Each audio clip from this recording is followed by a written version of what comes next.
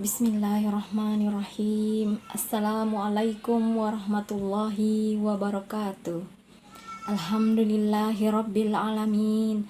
Wassalatu wassalamu ala asrafil anbiya'i wal mursalin wa ala alihi wa sahbihi ajmain. Amma ba'du. Perkenalkan, nama saya Yulia Ervina SOSI, penyuluh agama Islam fungsional Kecamatan Nanggalo, dalam rangka ikut memeriahkan lomba Hari Amal Bakti Kementerian Agama Republik Indonesia yang ke-76. Dengan ini mengikuti lomba video pidato dengan tema dengan Hari Amal Bakti Kementerian Agama Republik Indonesia yang ke-76. Kita perkokoh moderasi beragama dalam masa pandemi COVID-19. Di dalam Al-Quran disampaikan wa kadzalika ja'alnakum ummatan wasatan, yang artinya telah kami jadikan kalian ummatan wasatan, umat yang adil, atau bisa juga artinya umat pilihan, atau secara letterleknya diartikan dengan telah kami jadikan kalian umat yang berada di pertengahan, atau umat yang berada di tengah-tengah. Kenapa di tengah-tengah? Karena kalau kita mempelajari ilmu kalam itu ada namanya tatarruf tasyaddudi. Ini disebut juga dengan ekstrem kanan. Kemudian ada tatarruf tasyahuli. Ini ekstrem kiri. Tatarruf tasyaddudi ini ditandai dengan yang pertama itu adalah puritarisme agama. Puritarisme agama ini berasal dari kata pure yang artinya murni. Golongan Puritan ini menginginkan untuk kembali kepada ajaran agama yang murni. Kalau kita pernah mendengar slogan ayo kita kembali ke Al-Quran dan hadis, maka ini adalah golongan puritarisme agama. Alhasil, segala bentuk ibadah yang berkolaborasi dengan tradisi atau kebudayaan, maka itu harus dihapuskan.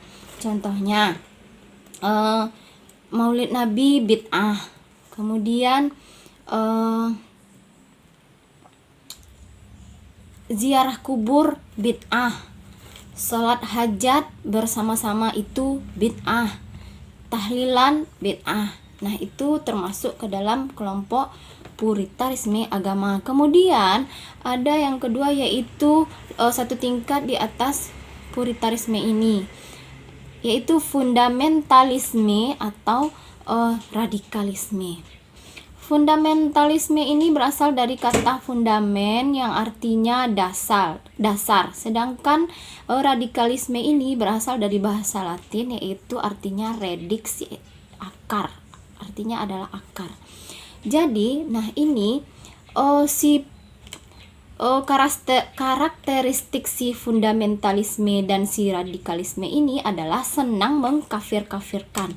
Mereka mengkafirkan demokrasi, mengkafirkan nasionalisme, mengkafirkan ideologi Pancasila. Demokrasi kufur, nasionalisme kufur, Pancasila kufur. Yang menganut sistem ini mereka yang demokrat, mereka yang nasionalisme kufur, Pancasila kufur. Yang menganut sistem ini mereka yang demokrat, mereka yang nasionalis, mereka yang Pancasilais, maka mereka dianggap kafir. Nah, ada lagi di atas si fundamentalisme ini adalah irhabi yang ketiga. Irhabi dalam bahasa Arab. Kalau dalam bahasa Inggrisnya itu adalah terorisme. Nah, inilah yang namanya irhabi. Tatarruf tasyaddudi yang ketiga itu irhabi. Ekstrem kanan yang ketiga. Mereka mengatakan faman lam yahkum bima anzalallah faulaika humul kafirun. Mereka yang tidak berhukum kepada hukum Allah, maka mereka kafir, lalu halal darahnya. Nah, ini adalah tatarruf tasyadudi, ini yang ekstrem kanan. Kemudian ada lagi ekstrem kiri, namanya tatarruf tasahuli. Biasa ditandai atau biasa disebut dengan liberalisme. Diambil kata to liberate. artinya membebaskan. Sedangkan kalau dalam agama Islam itu kan kita tuh harus tunduk. Nah, sedangkan yang ada di sini, si liberalisme ini, tataruf tasahuli ini suka menggampang-gampangkan agama. Nah, lalu di mana posisi si gerakan moderasi beragama ini? Apakah kita tidak punya sikap? Apakah kita di kiri apa di kanan? Nah, kembali lagi ke ummatan wasatan. Telah dijadikan kalian umat pertengahan. Disinilah posisi moderasi beragama. Orang yang moderat itu adalah orang yang tidak berlebih-lebihan, tidak ekstrem kiri, dan juga tidak termasuk ke dalam ekstrem kanan. Orang yang moderat itu adalah orang yang berpegang teguh kepada agama. Di antaranya ada beberapa sifatnya, yaitu yang pertama, tasamuh, penuh dengan toleransi. Yang kedua adalah tawasud dan i'tidal, berpegang teguh kepada keadilan.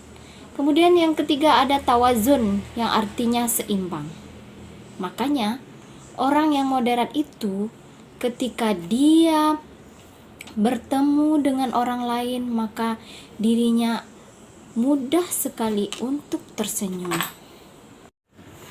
Senyummu, kata Nabi, senyum yang kau lemparkan kepada saudaramu adalah sedekah. Orang yang moderat penuh dengan senyuman, penuh dengan paras yang riang. Kalau ada orang yang datang untuk berdiskusi, datang untuk mengajak berdebat, maka dia berpegang teguh kepada Al-Quran.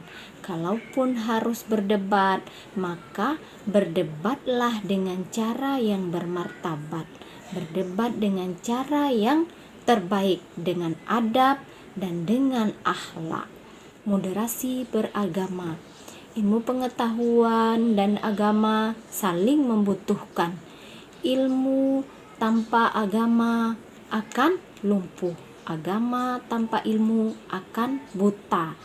Sains meneliti virus di laboratorium menghasilkan vaksinasi. Mari taati protokol kesehatan, turuti aturan pemerintah untuk segera melakukan vaksinasi. Sekian dulu dari saya. Wabillahi taufiq wal hidayah. Wassalamualaikum warahmatullahi wabarakatuh.